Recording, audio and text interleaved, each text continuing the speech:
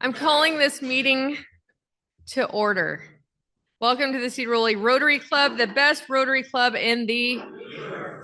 Today's invocation will be with me because no one else likes to volunteer. Please bow your heads. As we gather today, may we stay mindful of opportunities to serve our community and fellow citizens. Let us focus on enduring values, striving to make a better world. As we express our gratitude, let us remember the things that bind us together: friends, laughter, fun, and the beauty of life. Let us have hearts that are always grateful. Amen. All right, join me in the Pledge of Allegiance. I pledge allegiance to the flag of the United States of America and to the republic for which it stands, one nation under God, indivisible, with liberty and justice for all. All right, and please join me in the four-way test. Is it the truth? Is it fair to all concerned? Will it build goodwill and better friendships? Will it be beneficial to all concerned? And today's song is with the one and only Jeff McCann. Hey, okay, so I know sometimes we do stuff for Veterans Day and other times we do stuff, for the election, or if everyone's feeling patriotic or sad or whatever. But since it's my birthday, I just want to watch all of you guys do I'm a Little Teapot. So, I'm a little teapot. Here's my handle, here's my spout. And tip me over and pull me out.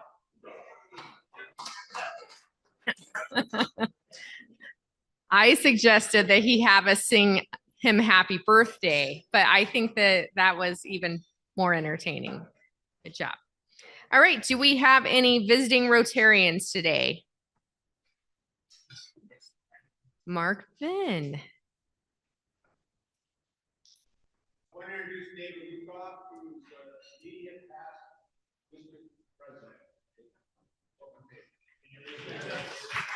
Welcome. And David, did you have an announcement you'd like to make, you said? Okay. Any other visiting Rotarians? How about guest Rotarians? All right.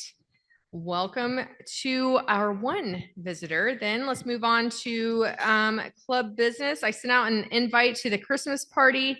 That's on December 6th. If you haven't had a chance to talk to me today with the list that I walked around, please RSVP online as soon as possible so we can get the list of attendees kind of counted up and know who's coming so we can let the caterer know how much food to bring.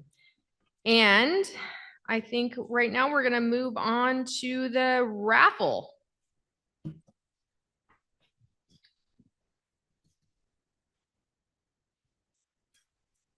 We have a raffle. If I can find out how to turn it on here.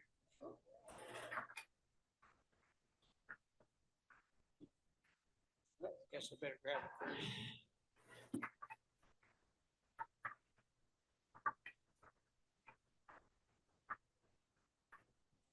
Number 59.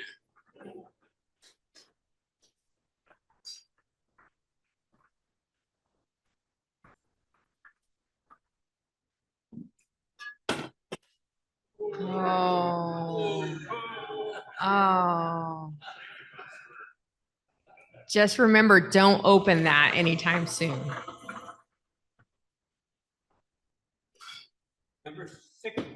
Number 63.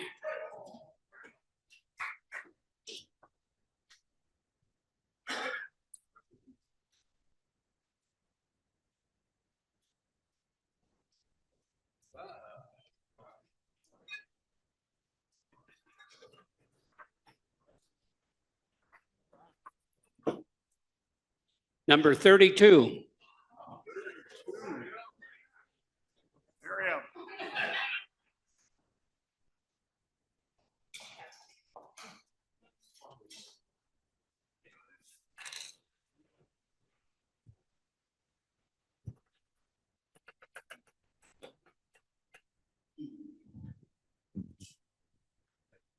Sergeant at Arms paid $2. I think that we should have Joe Ellen and Keith pay that since they didn't show up today. Just saying. Yeah. And one more. Sure. We've got a full house today. Let's do it.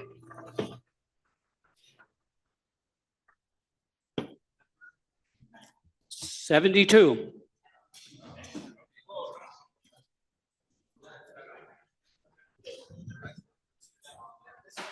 Oh, Dan.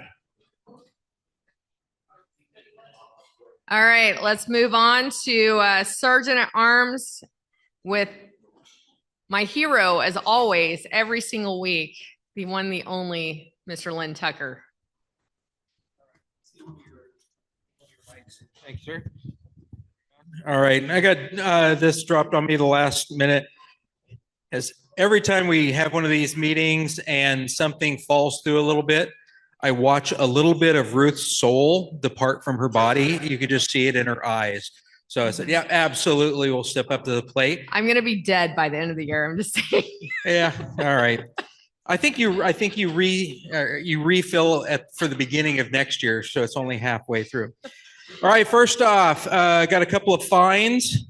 Mark Nielsen, I think it'll be $1 for setting up a scaffolding for me to slam my head into yesterday. I don't think I had a concussion, but I did see Sylvia Maturin double for a little while.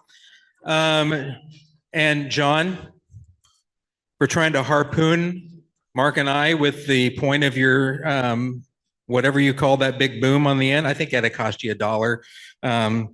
We are learning some good dodging skills up on top of the cabin. All right, and this one is a little bit early, but I think it's get us all in the spirit.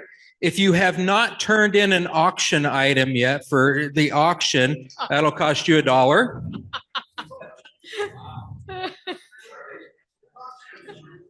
All right, which one said the wow over here? Were you questioning me? All right. All right. Let's see. If you have not answered Ruth's email that she sends out on whether or not you are attending the Christmas party or not, and even if you haven't answered it twice because you've gotten it twice, that'll be $1. How about if they answered it 3 times? No, I mean, I feel like Carl DeJong should be honored. if you've answered it 3 times, you're good to go. Yeah. If you don't even know what I'm talking about, that'll be $1. And if you have not read Ruth's most recent email, that'll be $1. I'm not even going to tell you what it was about. You should have just read your email. And the last thing is, if you did not buy a raffle ticket today, that will be $1. All right, and that's on everybody's honesty. And I got to throw in my couple of bucks, even though I'm covering for Joellen and Keith. And we're into happy bucks, right? Yep. Do we have some happy bucks? You don't get to just hand in all the money you just collected. It looks impressive. Yeah, I got a happy 5 a couple weeks ago. John and Chuck and I went over to the peninsula, did some fishing on the Ho and the Kalawa. We brought home 1 silver piece, which is all we were allowed, but we went to the Kalawa on the second day. We caught lots of fish. We caught kings, silvers. I caught a beautiful steelhead, nice stripe down the side, and even caught a red sockeye. So John got a 30-pounder going, and it's all kinds of stuff. We all caught fish. It was a great day. There's a couple more from me I owed.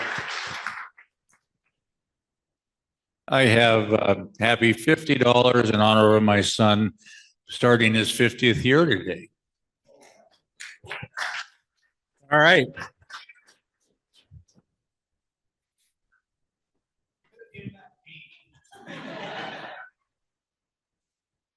I got a happy 20. It seems I'm going to be a grandfather again next May. So my son Michael and his wife Rachel are having a child.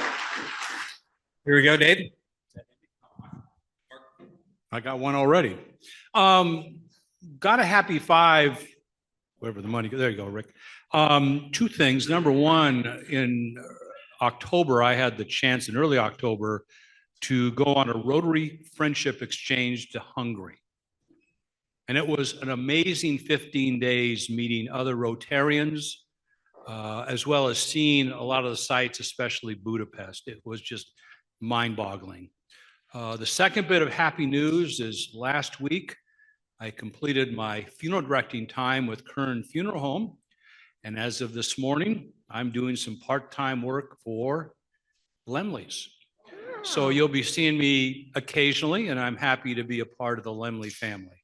So glad to be here, and I'll certainly use my skills and grief support to help the community out. We got anybody else? There we go, Carl. Yeah, happy 5.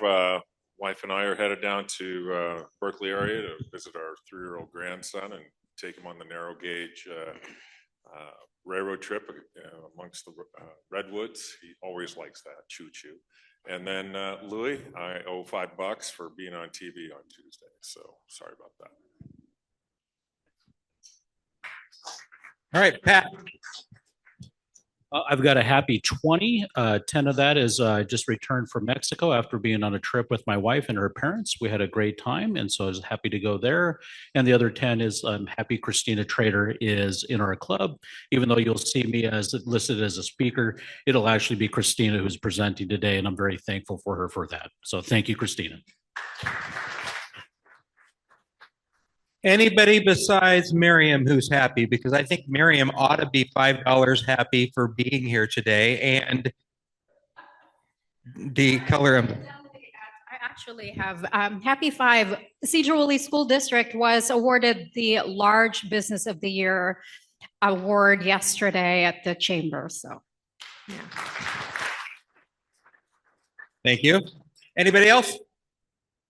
Madam President, I do believe we're done. All right, fantastic. So, unbeknownst to me, yet again this year, I'm always caught by surprise. We have 2 programs today. What beats 1 is 2. So, I'm really excited about it. So, if you're an early leaver, you shouldn't be, because it's going to be fantastic. And we're going to go ahead and surprise the program that I didn't know about and have him come up first. Travis Huisman! Woo!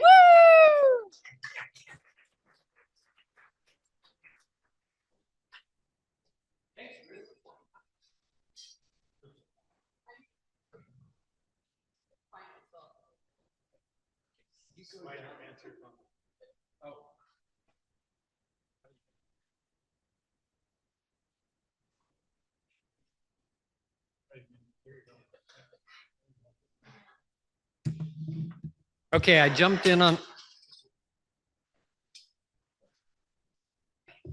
Sorry, I jumped in on the program today. Something I'm really excited to share, and I jumped in on the program because Veterans Day is Monday, and so I wanted to get this in front of this club.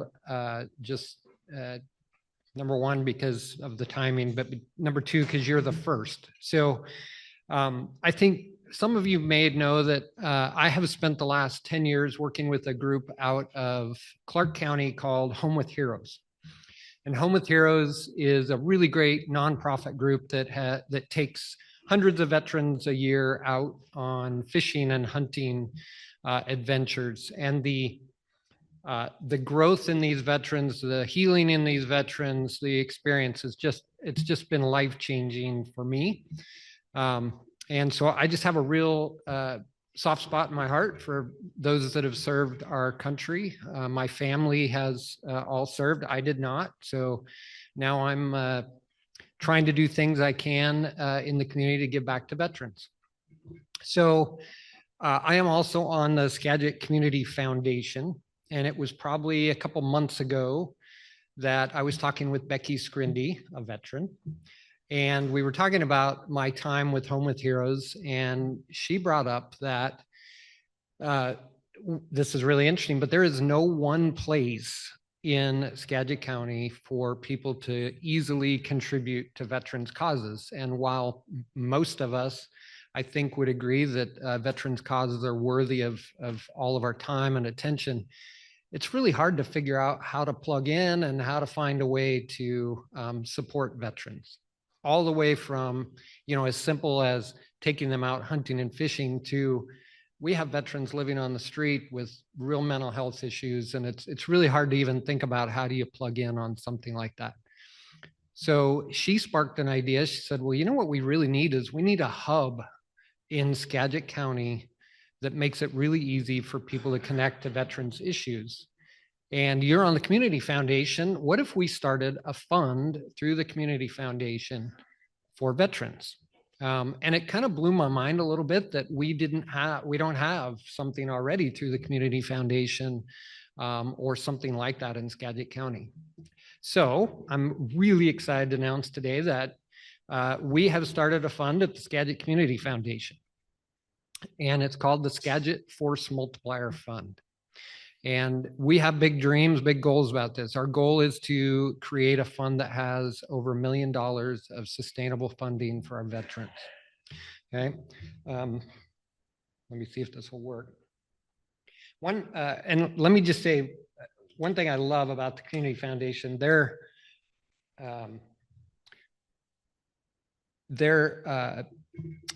what can I think of it? Their purpose, their mission statement is connecting people who care with causes that matter. Such a simple but really powerful purpose statement. And so we decided that the purpose statement for this fund would be connecting people who care with those that have served. And I just love the power of that. So I am here today to tell you guys about it. And I know we're not supposed to come to this club soliciting funds, but too bad. I've been a member for a really long time. And so I'm going to get an excuse. And I'm going to take Mike Janicki's cue and I'll beg forgiveness afterwards. But I'm really not here asking for your money. I'm really here asking for help. There are people in this club that I have my entire life looked up to from a just kind of a community support pillar standpoint. You guys just know how to get stuff done. And so I'm really here today. You guys are the first people that are hearing about this. We have our first donor. And I want you guys to help me figure out how do we make this really big and be a great example for other communities. So I'm going to go through this really quick because I'm not really here to give you a lot of detail, but our goals, we want to establish a really sustainable fund, create more visibility about veterans issues, make it more accessible for all of us that care to do something. And then improving opportunities for veterans. There are some real needs out there that until you start diving into it, you just don't even have visibility to. So what do we need? So let me just start by saying we already, as part of our Skagit County property taxes, there is a piece of that goes to veterans issues. And it's called the Veterans Assistance Program. So a portion of your property taxes goes to a Veterans Assistance Program. Skagit County employs a Veterans Service Officer. His name's Chris Diaz, great guy, he's a veteran. And they administer those funds through the community action. So that is already established. But when you talk with community action and Chris Diaz, what you realize there's tons of gaps that just don't get filled. So as an example, a veteran who may qualify for housing assistance, often it's 3 to 6 months after qualifying before those funds kick in. That's 3 to 6 months. They right now are probably living in their car, or on the street. So this fund could serve as gap funding to help with those kind of issues. So gap funding, centralized place for money, obviously, transportation, funding source for existing nonprofit. One thing you learn in the veterans world, and this frankly is probably true for a lot of areas in social services, there's tons of people doing tons of things and none of them are connected. So there's all these little nonprofits that are serving little needs throughout the community and none of them are connected. So we can be a local place to make it easy to give money and then fund those nonprofits that are doing good work. So a flexible fund, we're not going to make this an endowment fund. An endowment fund is you put a bunch of money in and you never touch the principal. It's only the earnings off that endowment that get used to for the need. We decided we want to make 100% of the dollars that are put in this fund available for veterans' needs. And then, so there'll be a financial support for a variety of organizations and creating new opportunities for partnerships. I already talked a little bit about these. So how can you help? First, I would love if any of you guys know somebody I should be talking to about this, please connect me because I will go meet with them. I'll talk to them about it and see how they might help. We've been talking about fundraising ideas. As an example, something that sells really well at our auction every year is Dr. Robert Gates for the dinner. He obviously is a huge supporter of veterans issues. So we've been thinking about things like that. How can we get people who care into a room and talk about how we do this? I would love for you to help me spread the word. I put some flyers on each table, and if you want some more, please reach out to me. And then if you would be so kind and you could, I would love for you to donate.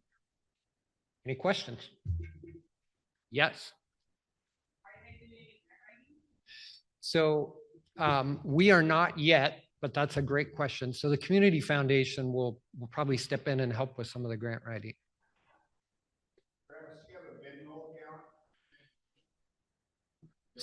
So that's a great question, Mark. I don't know if we do or not. I'll check on that. But I will tell you on the flyers is a QR code. So you can take a picture of it to donate. Okay. Thanks, Louis. Can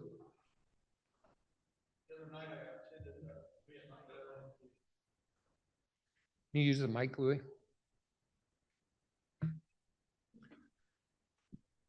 The other night, I attended the VVA, a meeting, Vietnam Veterans of America, and I am a lifetime member.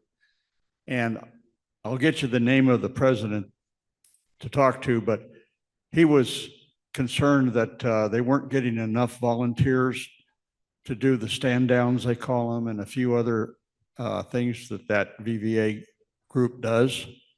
So I'll get you the name and contact information for that, because a lot of the guys that are in that group are even older than me, and a lot of them don't have the ability to even volunteer. So they're looking for help there too. Great. Anything else? I really appreciate you guys letting me jump in on the agenda, and thanks for the time.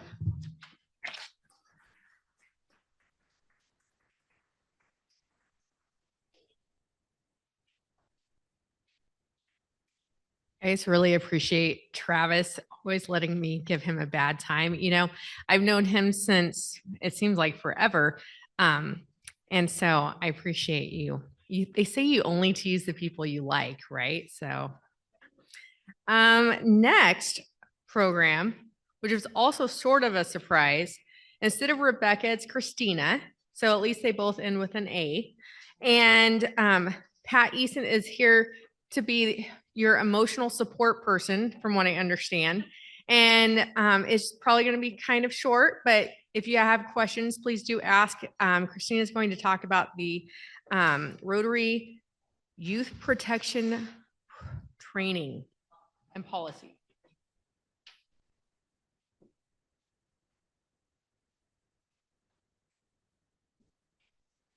Good afternoon. I am going to be going over the Rotary Youth Protection Policy as something that I find valuable and important, and something that all Rotarians need to at least have knowledge of. Protecting youth is one of the most important things we can do at any event if they are volunteering with us or we're out in the community. And so therefore, we're going to have a quick discussion. If we were doing Rotary Youth Exchange Program, Yale, yes, or having a mentor program in which Rotarians are mentoring minors under the age of 18, we would have to have every piece of this met, which would mean background checks for everybody, a training that is about 45 minutes and goes over all of the pieces of how we protect our youth. Most of us have worked with youth in the past. It seems no-brainer, but it's a good reminder. First and foremost, casual contact with youth, like at our auction, when they come and volunteer to help clean up, is not a requirement that we have everybody background checked, but there are some basic rules. Making sure that we are not one-on-one with a minor, that there's always multiple people around, making sure that we are not using innuendos or slurs or other comments that could be considered improper and inappropriate around a minor. And that I'm going to say this, everyone keeps their hands to themselves. I've seen it too many times in my career where an accidental touch or whatever is considered inappropriate and it causes a challenge. Also, if you hear something or see something, it's important to say something to our Rotary president, our district governor, to bring it up so that we can protect the youth in our purview. Basically, if we want to move forward with doing any sort of mentorship programs, which I think is something that would be valuable to the club, we need to start talking more about this. There are packets on the table, and it's on the District 5050 website that goes through the entire youth protection policy. Interactors are also considered minors, even though they might be slightly over 18, but they're still impressionable youth. Any questions about specifics? That was easy. So the long and short of it is, watch what you're saying around youth, keep your hands to yourself, and never be alone with a youth at an event, because the reality is it's one story versus another, and we would hate to have something happen to the club that would cause a problem.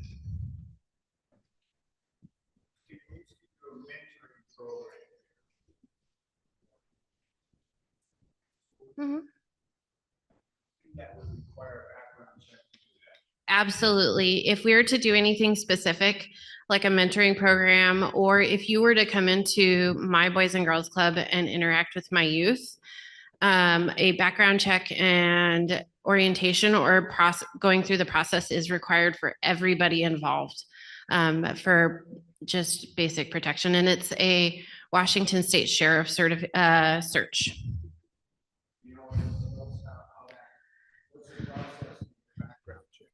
Everyone has different processes. Rotary is going through the Sheriff's Department, and there's a couple other options.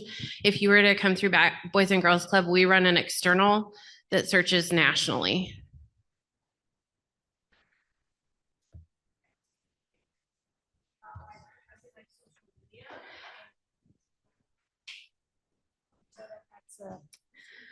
Mr. Lukov, as the most recent past district governor, do you have anything about social media?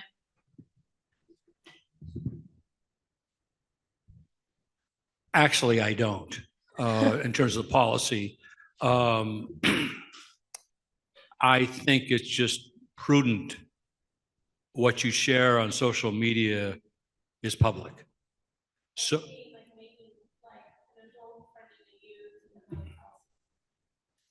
Yeah, I don't know if Rotary per se has a policy about that, but I know if there's a problem, probably the district governor would be involved. Having said that, I'm proud to say last year, during my term as district governor, and anytime there is a concern about a problem with an adult and a youth, it comes to my attention and I have to deal with it. I'm proud to say we didn't have any problems last year. It does help to be going through the process that Christina's talked about, I think is important. I think using sanctified common sense, especially with social media in this day and age, is huge. Because if something like that happens, it not only affects you and that person, it affects Rotary. It gives Rotary a black eye. So I think it's important to go through the process of at least going through the background check. I went through it. I do it annually. I just think it's a wise thing to do. Any other questions? Okay, thank you.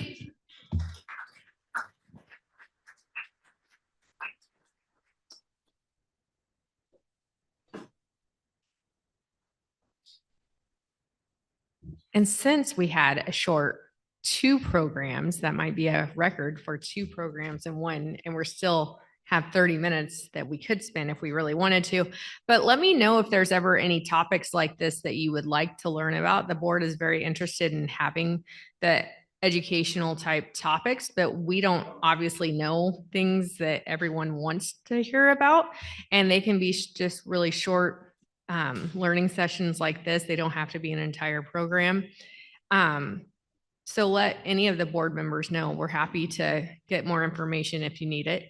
And if there's ever any other topics that you want to bring up and talk about as a membership, you know, it's hard because we meet once a month as a board, and that's where our business is conducted as a club, right? And I think almost everyone in this room has at one time or the other been on the Rotary board. Most of us have been.